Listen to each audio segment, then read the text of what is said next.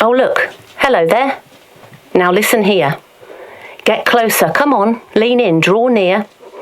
I've got a classic one just for you. A story from years gone by, quite a few. First, some things I must know that you know before I'll consider starting the show. Truth number 1. The canal's a canal. It ain't no river. If you can fuddle them up, I'll never forgive you. People dug the canal with spades and pickaxes. The river's made by rain, heavy flows, bank collapses. Truth number 2. Picture a land getting busier by the day. Business is booming, a revolution, they say. Long before we had trucks or trains keeping us busy, putting fire in that furnace or smoke in that chimney, it was canal boats that moved stuff from A up to B. The canal fueled the fire of what we call industry. Truth number 3. The people on the boats were families, you see. Imagine a girl 6 years younger than me. The girl leads the horse and the horse pulls the boat. The coal's piled up high, but the boat still floats. Now imagine my boat, a boat called Kilsby. We carry wood, wheat and coal, my family and me.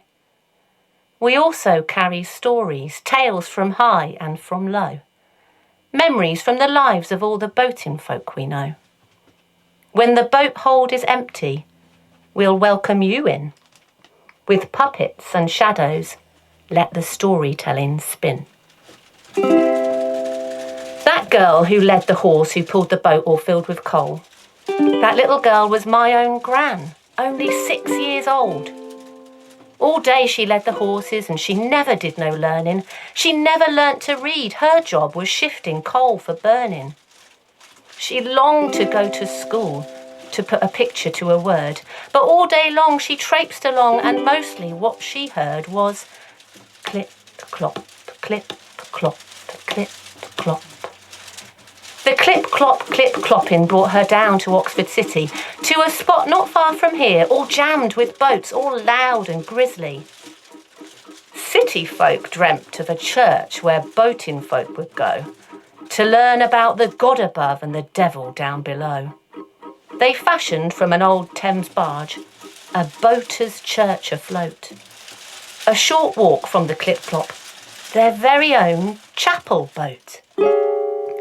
The Jackson's Oxford Journal celebrated its design, a very pretty floating chapel in the Egyptian style.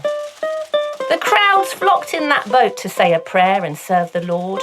Rumour has it 150 grown-ups squeezed on board. What's this got to do with my young gran, I hear you asking me? Them city folk, they longed to teach them boat kids how to read. A bobbin on the river with a bell perched on the top. The floating church became a school where boat children would stop. Each time they came to Oxford, my granny's gran would say, "Get your finest smock on, Maggie. It's school for you today. There's the bell, hear it chime. Far away, now's the time. Got to run, past the horses and the carts. Take the path by the lock, 'neath the bridge, never stop. Climb aboard and be all seated for to start." Gran told me once that she squeezed in with 10 of her best friends. Behind them squidged 10 others, benches filled from end to end.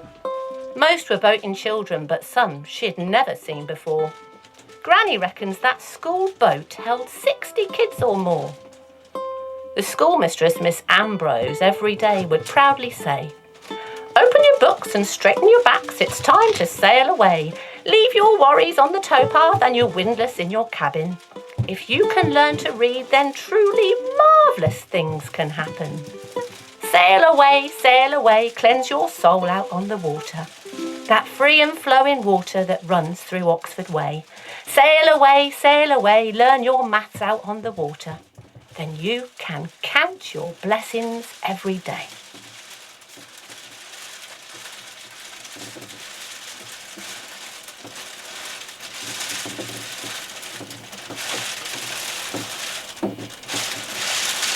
My granny said that reading put the whole world in your head, but most of Granny's world was just clip-clopping work instead. One day she led the horse that pulled the boat all full of wood. The rain, it poured, it hammered, soaked her soggy little hood.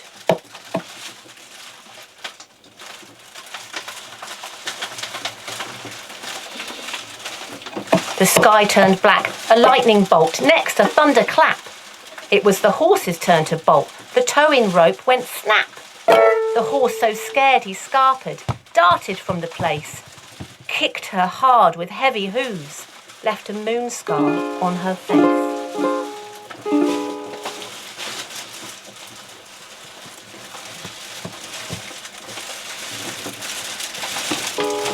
Despite this messy mishap, she made it down to Oxford Way.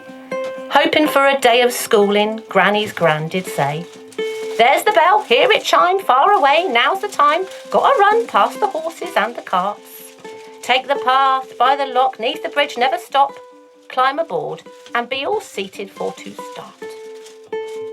Little Maggie Moonface, now just 10 years old, ran towards the floating school, stomping through the cold. But where the boat once bobbed, with a chiming bell up high, the river there was empty. Gloomy darkness plagued the sky. A boat child on the bank called out, shadows dancing on his face, "The floating school sunk in the night. It's gone without a trace." No body was there to say goodbye as it creaked and groaned below. No bell to chime to mark the time, drenched by the flow. So next time you go wandering down the path by the lock, go 'neath the bridge and be sure to take a minute just to stop. Think of all the kids that learnt there, who let their mindset sail. Remember at the watery grave the telling of this tale. For 30 years it floated there. Recall its former glory. Remember at the watery grave the brilliant boat of this story. Sail away, cleanse your soul out on the water. That free and flowing water that runs through Oxford Way. Sail away, ride your boat out on the water. Then you can count your blessings every day.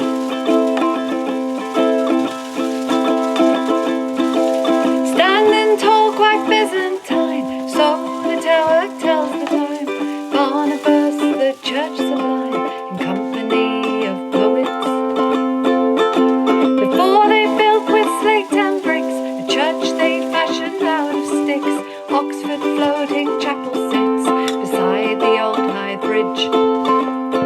There's the bell, hear it chime, far away, and now's the time.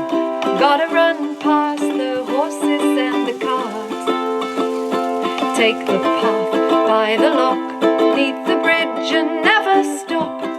Climb aboard and be all seated for to start. William Ward the boatman told stories how he shifted coal to keep the colleges from cold. For business it was plenty. Down the line his favourite son made a fortune fairly won, working boats and building some, the pride of Oxford town. There's the bell, hear it chime, far away, and now's the time. Gotta run past the horses and the carts. Take the path by the lock,